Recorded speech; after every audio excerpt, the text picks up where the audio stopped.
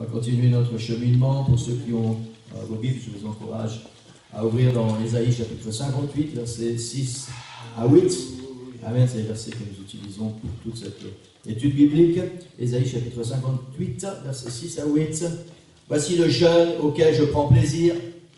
Détache les chaînes de la méchanceté, dénoue les liens de la servitude, renvoie libre les opprimés et que l'on rompe toute espèce de joug. Partage ton pain avec celui qui a faim et fais entrer dans ta maison les malheureux sans asile. Si tu vois un homme nu, couvre-le et ne te détourne pas de ton semblable. Alors ta lumière poindra comme l'aurore et ta guérison germera promptement. La justice marchera devant toi et la gloire de l'Éternel t'accompagnera. Et dans Matthieu chapitre 17, versets 18 à 21, Matthieu 17, versets 18 à 21, ce sont toujours les mêmes versets, donc normalement vous devriez les connaître par cœur maintenant. Jésus parla sévèrement au démon qui sortit de lui, et l'enfant fut guéri à l'heure même. Alors les disciples s'approchèrent de Jésus et lui dirent en particulier, « Pourquoi n'avons-nous pu chasser ce démon ?» C'est à cause de votre incrédulité, leur dit Jésus, je vous le dis en vérité, si vous aviez de la foi comme un grain de sénévé, vous diriez à cette montagne, transporte-toi d'ici, là, et elle se transporterait. Rien ne vous serait impossible. Mais cette sorte de démon ne sort que par le jeûne et la prière. Amen. Amen. Gloire au Seigneur. Nous continuons donc cette étude biblique sur le jeûne et la prière. Détache les chaînes de la méchanceté. Nous avons vu que ces chaînes de la méchanceté, littéralement, le mot qui est utilisé en grec, c'est le mot recha. Donc c'est les chaînes, les liens du péché. Les chaînes du péché qui sont dans notre vie. On a vu la semaine dernière, pour ceux qui étaient là, 5 étapes vers la délivrance, c'est-à-dire pour briser les liens du péché dans nos vies, renoncer aux contrefaçons du contrôle, renoncer à l'auto-tromperie, pardonner pour vaincre l'amertume, se soumettre à l'autorité de Dieu et repousser les influences pécheresses. La semaine dernière, on a étudié sur renoncer aux contrefaçons du contrôle. Et ce matin, nous allons étudier sur reconnaître l'auto-tromperie. Reconnaître l'auto-tromperie. L'apôtre Jacques, au chapitre 1, verset 8, parle clairement de l'homme aux doubles pensées, qui est instable dans ses pensées et dans toutes ses voies. Et c'est là que l'auto-tromperie intervient. Auto-tromperie, ça veut dire se tromper soi-même.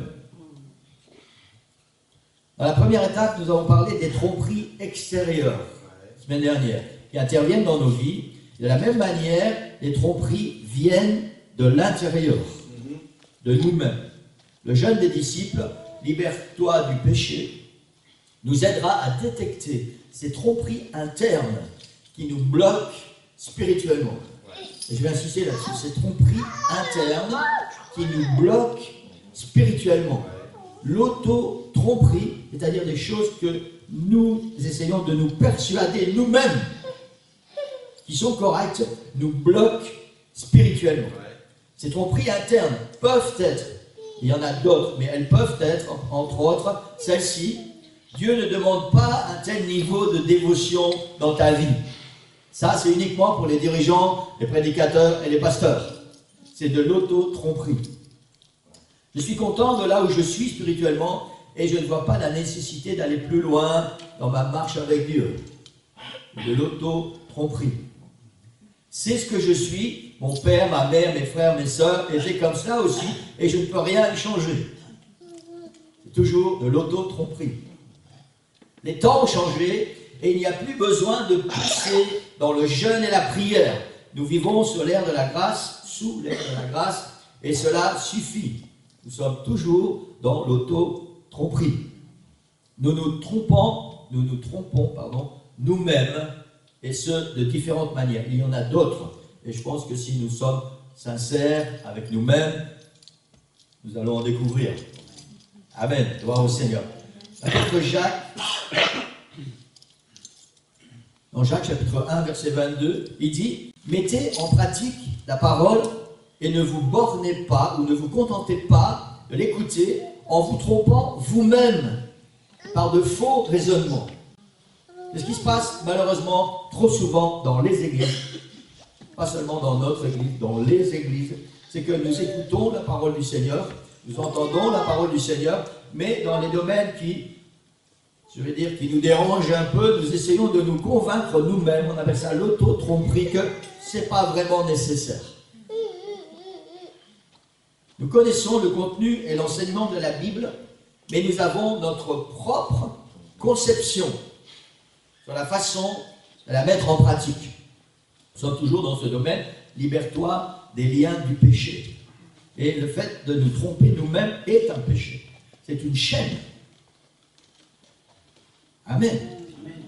Galates chapitre 6, verset 3. Si quelqu'un pense être quelque chose, quoi qu'il ne soit rien, il s'abuse lui-même.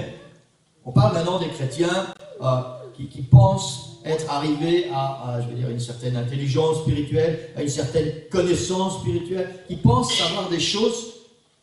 Et l'apôtre Jacques, l'apôtre Pierre dans l'Épître aux Galates dit, il s'amuse lui-même. Il se trompe lui-même. J'ai écouté, j'ai partagé ça jeudi, pour ceux qui étaient là, brièvement, j'ai écouté une série de 2 enseignements d'un pasteur qui n'est pas de nos églises. D'ailleurs, je ne sais pas à quelle église il appartient, je pense qu'il est autoproclamé. Et il enseigne, il a un tas d'enseignements, il a un site internet, il a un tas d'enseignements, et cette fois-ci, il s'est attaqué directement à l'UPC, à nos églises, à notre organisation. Il nous assimile au Jésus seul, au branhamiste. Et pendant 2 heures, il y a 2 parties, c'est 2 heures d'enseignement. J'ai été surpris parce que au début de son enseignement, cet homme se vante qu'il étudie la parole de Dieu depuis 40 ans. Et il se vante d'avoir une grande connaissance. Et tout au long de ces 2 heures d'enseignement, j'ai été très choqué de voir la confusion qu'il apporte dans ses enseignements. Dans énormément d'enseignements qu'il apporte, il n'a rien compris. Et il a du mal à expliquer la façon dont lui a compris. Ça, c'est de l'auto-tromperie. Il pense savoir, mais en réalité, il ne sait rien. C'est dangereux pour lui, et c'est dangereux pour tous ceux qui l'écoutent. Et la Bible appelle ça un lien du péché, une chaîne. L'auto-tromperie, tu penses savoir, et tu t'abuses toi-même parce qu'en réalité, tu ne sais rien. 1 Corinthiens chapitre 3, verset 18. Que nul ne s'abuse lui-même. Si quelqu'un parmi vous pense être sage, selon ce siècle, qu'il devienne fou, afin de devenir sage. Le résumé de ce verset, ça veut dire que si nous voulons estimer notre sagesse par rapport à tout ce qui se passe autour de nous, alors cette sagesse, elle ne va nous mener nulle part. Nulle part. L'apôtre dans Corinthiens, il dit qu'il devienne fou afin de devenir sage. Et la folie dont il parle, c'est la folie du Seigneur.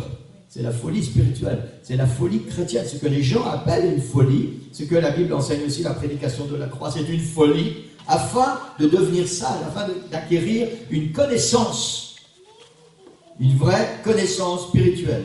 Ici, Paul nous parle de ces personnages qui s'imaginent que eux, ils savent. En réalité, ils ont oublié que la sagesse du monde est opposée à la sagesse de Dieu. Amen. 1 Corinthiens, chapitre 6, versets 9 à 10. Ne savez-vous pas que les injustes n'hériteront point le royaume de Dieu? Ne vous y trompez pas, ou ne vous trompez pas vous-même. Ni les impudiques, ni les idolâtres. On parlait hier avec 2 sœurs, je pense, des choses que la Bible enseigne spécifiquement, et on peut pas, là on est sûr qu'on ne peut pas passer à côté. Et il y avait le sang des animaux étouffés et l'impudicité. Et les frères envoient une lettre en disant, vous ferez bien de vous garder de ces choses. Il nous a paru bon au Saint-Esprit, à nous de vous imposer d'autres charges que ce qui est nécessaire. Ça veut dire que ça, tu peux pas, spirituellement, tu ne peux pas passer à côté. Et dans 1 Corinthiens, il nous est dit, ne vous y trompez pas, ni les impudiques, ni les idolâtres, ni les adultères, ni les efféminés, ni les infâmes, ni les voleurs, ni les cupides, ni les ivrognes, ni les outrageux, ni les ravisseurs n'hériteront le royaume de Dieu. L'apôtre ici nous parle encore d'auto-tromperie. Il y a des gens, des chrétiens malheureusement, qui pratiquent ce genre de choses et qui arrivent à se persuader que malgré cela, ils vont quand même hériter le royaume de Dieu. Et ici, l'apôtre est catégorique. Si vous pratiquez ces choses, vous n'hériterez point le royaume de Dieu. Amen. Gloire au Seigneur. Et je vous encourage à méditer sur tous ces détails. Hein, l'impudicité, l'idolâtrie, l'adultère. L'adultère peut être physique comme il peut être spirituel. La Bible est claire. Ni les voleurs, si tu voles un œuf ou si tu voles un bœuf, ni les voleurs, ni les cupides, c'est-à-dire ceux qui sont avides d'argent, leur Dieu c'est l'argent, ni les ivrognes, ça va bien expliquer, ni les outrageux, ni les ravisseurs n'hériteront le royaume de Dieu. Amen. Nous nous trompons nous-mêmes en écoutant simplement la parole de Dieu par divertissement sans la mettre en pratique. Nous nous trompons nous-mêmes en ayant une trop haute estime de nos ressources spirituelles. Si vous ne comprenez pas, vous me levez la main, vous faites comme à l'école, je répète ou j'explique. Nous nous trompons nous-mêmes en évaluant notre sagesse en fonction des standards du monde dans lequel nous vivons, au lieu de le faire en fonction de la sagesse de Dieu. Amen. Nous nous trompons nous-mêmes en pensant que notre péché sera sans conséquence. C'est très certainement ce qu'Adam et Ève ont pensé. C'est juste un fruit sur un arbre. Ça a conduit l'humanité à la mort. Tellement souvent nous pensons que notre péché, ce petit lien qui nous concerne, qui est là dans notre vie et duquel nous devons nous débarrasser, ne nous concerne que nous-mêmes. Tout péché, quel qu'il soit, a d'une manière ou d'une autre conséquence sur les personnes qui nous entourent. Amen. Tant que nous serons satisfaits avec cette auto-tromperie, nous resterons coincés dans la sphère spirituelle des bénédictions de Dieu et nous n'accomplirons jamais réellement quelque chose dans et pour le royaume de Dieu. Je vais répéter ça. Tant que nous serons satisfaits avec cette auto-tromperie, nous resterons coincés dans la sphère spirituelle des bénédictions de Dieu. Ça veut dire que nous n'allons jamais atteindre les bénédictions du Seigneur. Réellement.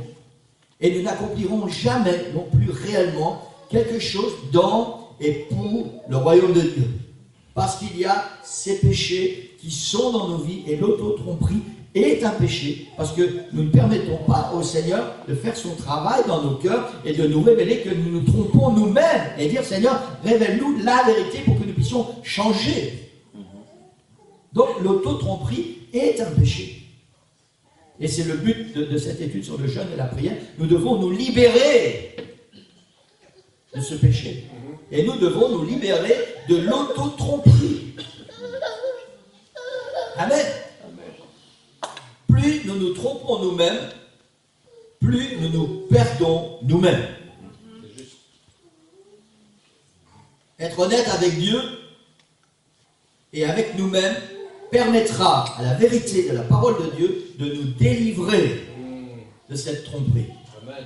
Et cela sera possible avec une pratique régulière du jeûne et de la prière. Yes. Amen. Amen. Il y a énormément de choses qui ne se passeront dans nos vies, des révélations que nous n'aurons que dans le jeûne et la prière. Amen. C'est vrai. Amen. Amen. Amen. Gloire au Seigneur.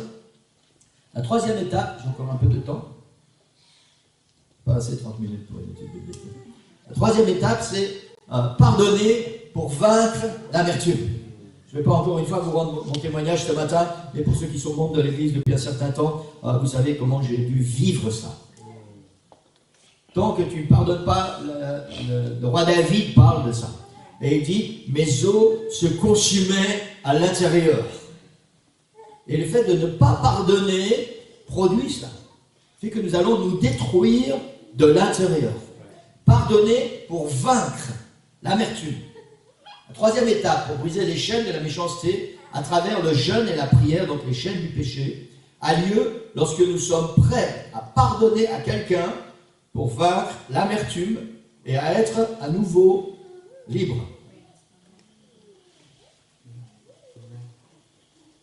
2 Corinthiens chapitre 2, versets 10 et 11. Or, à qui vous pardonnez, je pardonne aussi. Et ce que j'ai pardonné, si j'ai pardonné quelque chose, c'est à cause de vous, en présence de Christ, afin de ne pas laisser à Satan l'avantage sur nous, car nous n'ignorons pas ses desseins. Ça veut dire qu'à partir du moment où nous ne pardonnons pas, nous donnons à Satan l'avantage sur nos vies.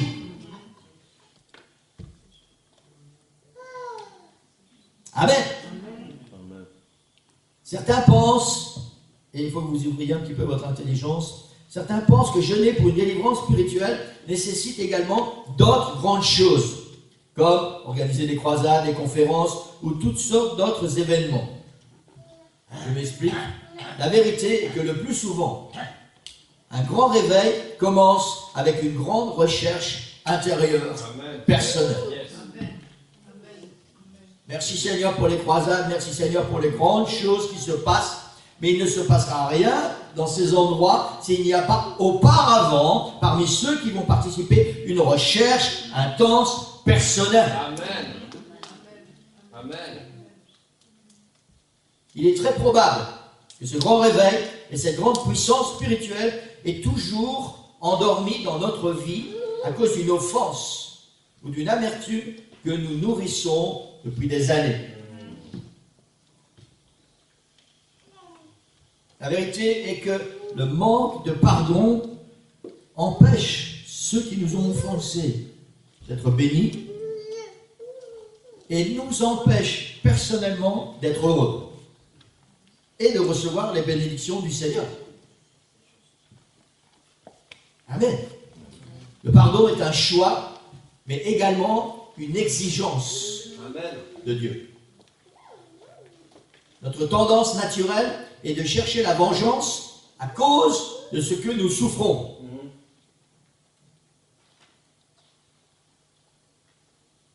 Il m'est arrivé, et l'Église est au courant de ça, et j'ai dû demander pardon au Seigneur. Il m'est arrivé de prier et de demander au Seigneur de punir une personne qui m'a fait du mal. Parce que cette personne avait une influence spirituelle sur ma vie. Et je me suis auto-trompé en pensant que cette personne devait être sainte, qu'elle devait être parfaite et qu'elle n'aurait jamais dû accomplir ce genre de choses. J'ai prié, j'ai dit au Seigneur, tu dois punir cette personne parce qu'elle m'a fait mal. Et mes os ont commencé à se dessécher. Ma vie spirituelle a commencé à s'éteindre. Jusqu'au jour où je me suis mis à genoux et j'ai laissé l'Esprit du Seigneur travailler à l'intérieur. Et non seulement j'ai pardonné, mais j'ai demandé pardon. Amen. Vous connaissez, pour ceux de l'église de Nivelles, vous connaissez ce témoignage. Amen. Amen. Ceci nous place dans des chaînes quand nous ne sommes pas capables, quand nous ne voulons pas pardonner. Si nous ne voulons pas pardonner aux autres pour leur bien-être, pardonnons-leur pour notre bien-être. Et le fruit qui en découlera sera que nous serons heureux de leur bien-être. Amen. Amen. Amen. Amen. Le pardon n'est pas simplement un conflit entre l'offensé et l'offenseur, mais c'est entre Dieu et nous. Lorsque nous pardonnons, nous choisissons de vivre avec les conséquences des fautes qui ont été commises envers nous. De toute façon, c'est fait, c'est fait. Si nous ne pardonnons pas, nous vivrons avec les connaissances de l'amertume de toute façon. Amen. Gloire au Seigneur. Vaincre le péché dans nos vies.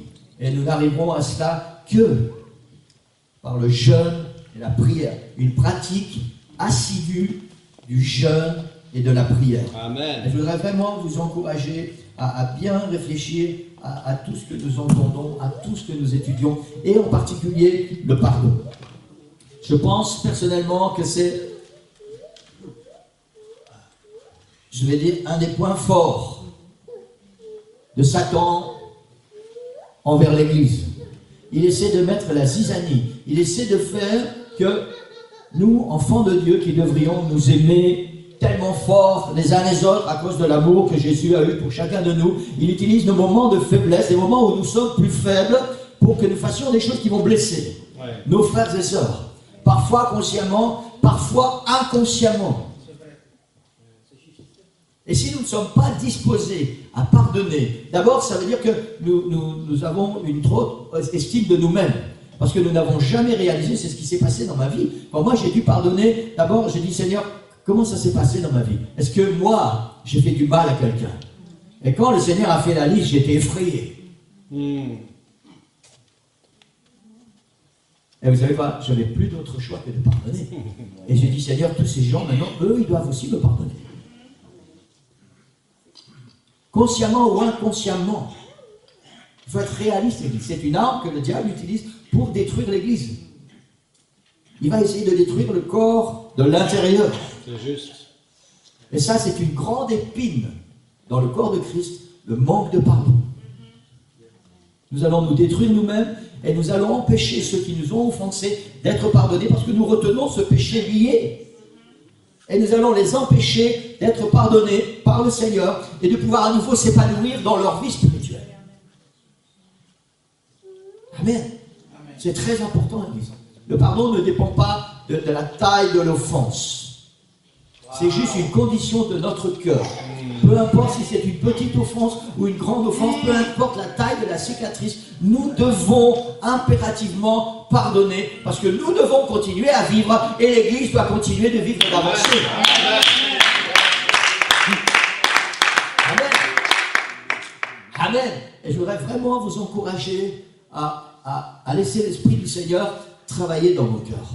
Je vous ai dit, vous savez, le fait qu'il se soit passé cette situation dans ma vie, j'ai permis au Seigneur de faire défiler un film à l'intérieur de moi. Et je me suis rendu compte combien de fois, moi, j'ai offensé les gens, même sans m'en rendre compte. Une parole, une action, quelque chose que j'ai fait que je n'aurais pas dû faire, quelque chose que je n'ai pas fait que j'aurais dû faire. Et la personne qui est concernée, si ce jour-là, elle est un peu plus faible spirituellement, elle va prendre ça comme une offense. Son cœur va être blessé, son cœur va être brisé peut-être. Il y a quelque chose qui est cassé là, et que nous devons absolument réparer. Sœur Louis, j'espère que je ne suis pas en train de prendre ta prédication. Non, je vais arrêter pour ce matin. Amen, gloire au Seigneur. Est-ce qu'on peut se lever? Alléluia. Je voudrais juste vous encourager. Quand vous allez rentrer à la maison, pensez à ça. Seigneur, est-ce que j'ai offensé quelqu'un? Toi, tu m'as pardonné tout. Tu m'as tout pardonné, Seigneur. Parce que moi, j'ai offensé quelqu'un. Alors, moi, je vais demander pardon. Et je veux que cette personne me libère et qu'elle puisse aussi me pardonner. Amen. Est-ce qu'on peut lever nos mains? Commencer à louer le Seigneur ce matin?